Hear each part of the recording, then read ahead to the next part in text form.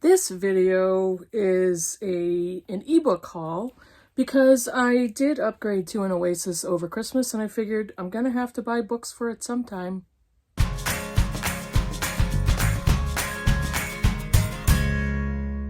Hey BookTube, it's Kim at Middle of the Book March, and today's video is an ebook haul. Not very big one because this year I'm concentrating on books I own and I am trying to buy purposefully, so I'm not just going out willy-nilly and buying books that I find in used bookshops and library sales. Oh, this looks good. Maybe I'll want to read this someday. Even if the book is $1, it's taking up physical space. So I'm trying to be much more purposeful. The benefit of the ebook, even though I did a video that I'm not enjoying it much anymore, is that it doesn't take up physical space, and if I like the book but I don't love it, there's no physical object that I need to keep in my house, and I can read as much as I want. Plus, it is extremely easy to get ebooks from my library and to read them on my device and then return them. So I almost never buy ebooks at full price. I almost always buy them on sale prices, and I mean deeply discounted deals. I've said before, you don't have to spend a lot of money to read, but I am on a pretty tight budget, so I am quite aware of what I'm spending on books. Another reason why I want to concentrate on what I already have this year. So let me tell you about some books that I did purchase for my Oasis. I have a short list, and I'm going to be opening my device. I'll show it to you right here. The Oasis, the difference with the Oasis is that it has page turn buttons right here, which I'm really liking because it allows me to almost 100% of the time hold the device one-handed. So I can take a drink of something, I can have a snack, I can, I don't know, it's convenient. It's not that the Paperwhite was, really inconvenient to use. The Paperwhite is an excellent device, but I'm really liking the page turn buttons. Maybe I'm just that lazy. So let me tell you what I purchased. The first book I want to talk to you about is the novel Horse by Geraldine Brooks. And I am going to get some of the description. Let me see if I can find it because it's not, here we go.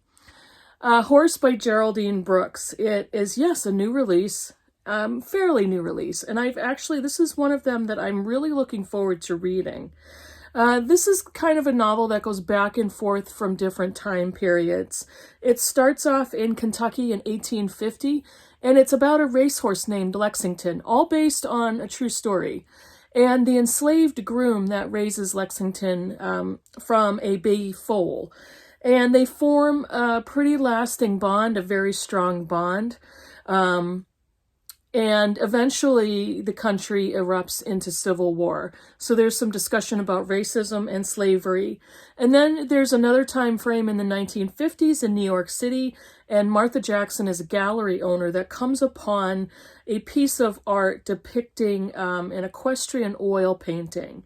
And then it jumps to Washington, D.C. in 2019 with Jess, a Smithsonian scientist from Australia, and I am reading the notes as I'm looking down.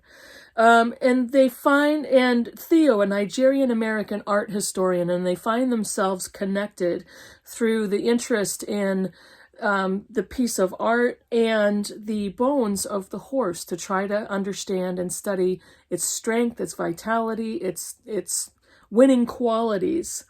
So it's based on the record-breaking thoroughbred Lexington, and it's a novel about science and art and history, all of it. And it just sounded so good.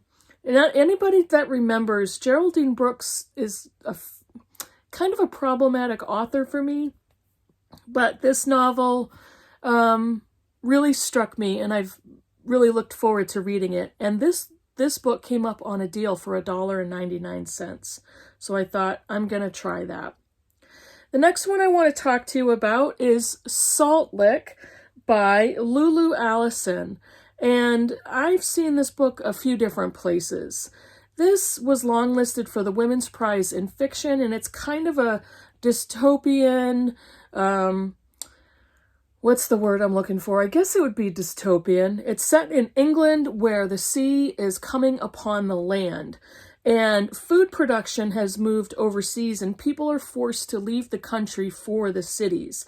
The countryside is empty except for a herd of feral cows. They wander through the land, watching over changing times, speaking with love and exasperation.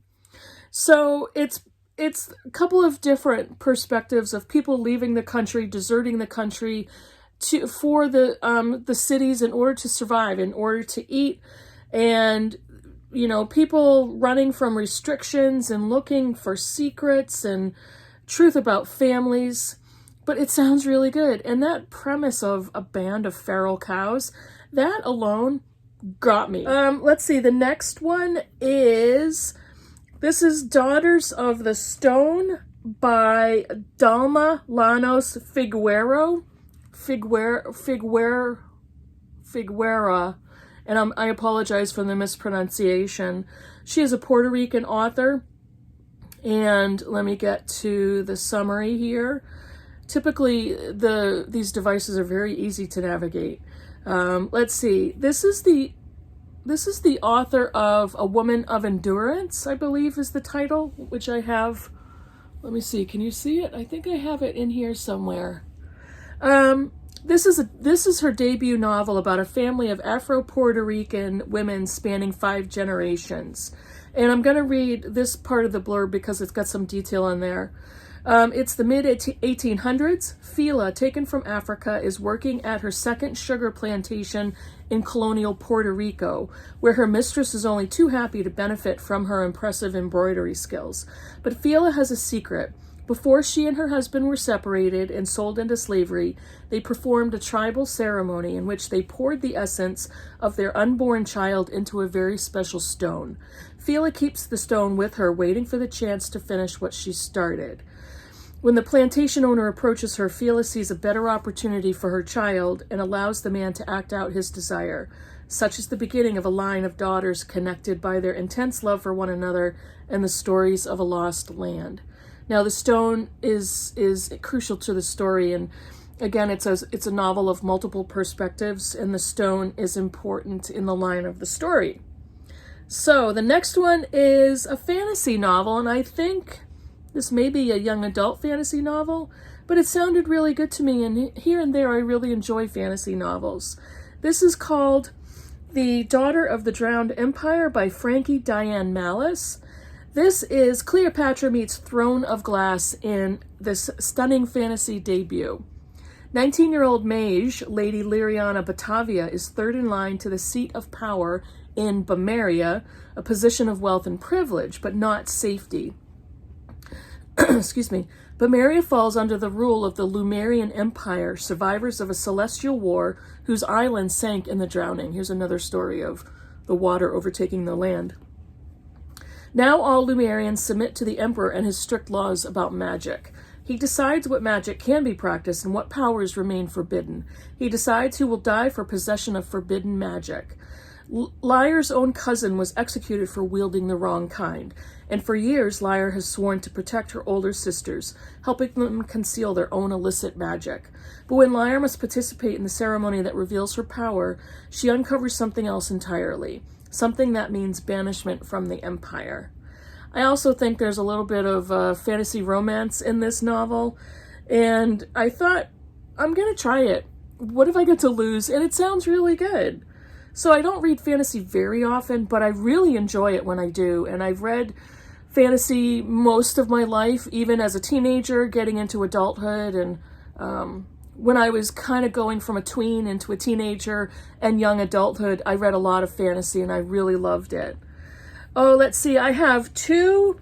Do I have two? I have one more novel, but I'm actually currently reading it. It's These Silent Woods by Kimmy Cunningham Grant. And this is very good. It's kind of a mystery, rural thriller, if that's a thing, but it's the story of Cooper and Finch, who have isolated themselves in the backwoods of Appalachia. Finch is 8, and they've never left this remote cabin. They have a friend who delivers supplies for them once a year. And the very beginning of the book, This year, he doesn't show up. So what are they going to do without supplies? They have a very remote neighbor who's kind of shady, and Cooper is trying to figure out what his intentions are. And we start to slowly learn Cooper's backstory and why he's escaped to this remoteness and why they can't go out into the world and socialize with other people. It's really good so far, and the writing is excellent. I'm really impressed by this writing. And now I have 2 nonfiction books. The first one is The Revolutionary Samuel Adams by Stacy Schiff. Stacy Schiff is a really well-known nonfiction author and history author, and I'm really looking forward to this. Samuel Adams kind of was at the beginning of the Revolutionary War, and the urban legend of Paul Revere riding through the streets yelling, "The British are coming, the British are coming," he did do that, but it wasn't necessarily what he said. He was actually trying to warn Samuel Adams that the British were coming to arrest him for treason. And Samuel Adams was actually kind of an anarchist and an activist, and I'm really looking forward to reading more of my American history and understanding some figures in history, for good or for bad. And I have a feeling that Stacy Schiff is really going to get down into the history in a transparent way and in a way that's going to teach me something. So I'm really looking forward to that. And the last one is another great nonfiction book that I can't wait to get to. The Song of the Cell by Siddhartha Mukherjee. Siddhartha Mukherjee wrote The Emperor of All Maladies, a very chunky book about the history of cancer. And it was excellent. This book, I'm going to try to get to it, and I apologize for my clumsiness, but I'm going to get there. I promise you. Here's the cover. I'm trying to show you the covers, even though they're in black and white. And this cover in real life is, I think, really pretty. It's kind of a bluish. But this book is about the discovery of the cell. And this happened back in 1600, where, let me see if I can get to the summary of that. This starts in the late 1600s when a distinguished English polymath, Robert Hooke, and an eccentric Dutch cloth merchant, Antoine van Leeuwenhoek, looked down their handmade microscopes. Handmade microscopes. What they saw introduced a radical concept that swept through biology and medicine, touching virtually every aspect of the two sciences and altering both forever. It was the fact that complex living organisms are assemblages of tiny self-contained self-regulating units. Our organs, our physiology, ourselves, hearts, blood, and brains are built from these compartments. Hooke christened them cells. Now this is, what a discovery. What a discovery, and kind of from an unlikely source. So that is The Song of the Cell by Siddhartha Mukherjee. And The Emperor of All Maladies was a difficult book to read. And it was difficult here and there in content because it got very medical. I'm not a medical person, but there was a lot of medical knowledge and terms. But the content about reading about cancer, it was frightening and so illuminating for me. So I am so looking forward to this book by this particular author. So that's it for me. I'm looking forward to these Kindle books on my Oasis. I've actually started bringing it to work with me instead of reading ebooks on my phone, which I hated. So I've been reading a few books on it already. I'm really liking it. And one of the best, if you're totally unaware, one of the best features of these devices is the battery lasts forever. This has gone on maybe almost 3 weeks. I haven't charged it once. And I've been using it almost every day. I have to admit, I'm not like reading a book a day or a book every 2 days. But I don't have to charge the battery, and I think it's still at like 29%, which is plenty to read a book. So those are the ebooks I got for ebook deals. Those are the most recent ones I bought purely to read on my Oasis. And they all sound really good to me. Let me know if you've read any of them already. Let me know if they're on your TBR and what you think. And I will see you in the next video. Bye, everybody.